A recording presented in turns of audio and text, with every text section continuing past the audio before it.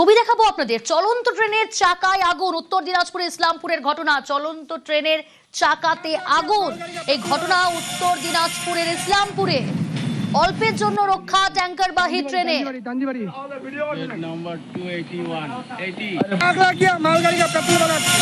চঞ্চল রয়েছে আমার সঙ্গে। চঞ্চল, এই ট্রেন কোথা থেকে আসছিল, কিভাবে আগুন লেগে গেল?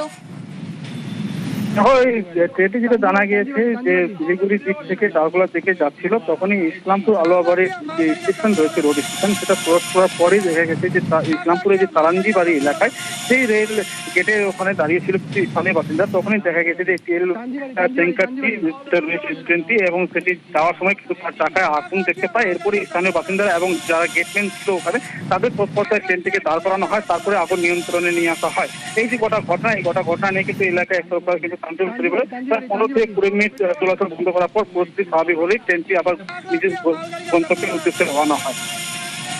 বেশ, আগুনটা তো আগে থেকে লেগেছিল হয়তো, কিন্তু আমাদের বড় রেল গেটে প্রথম দেখে ওখানকার গার্ড, তো রানিং ছিল ট্রেন। গার্ডকে খবর দেয়, গার্ড ট্রেনটি থামে। ট্রেনটির ব্রেক যে আছে, ব্রেকের ওখানে হালকা আগুন লাগে। ট্রেনটি ছিল তেলের ট্যাঙ্কার, আগুন লেগেছে মানে এটা একটা ভয়ানক জিনিসই। তো অল্পের জন্য একটা রক্ষা পেল আর কি। ট্রেনের যারা কর্তৃপক্ষ আছে ওদের তৎপরতায় ব্যাপারটা নর্মালভাবে করা হয়েছে। সময় মতো গাড়ি দাঁড়িয়ে যাওয়ার জন্য বড় বিপদ থেকে আর কি রক্ষা পেল।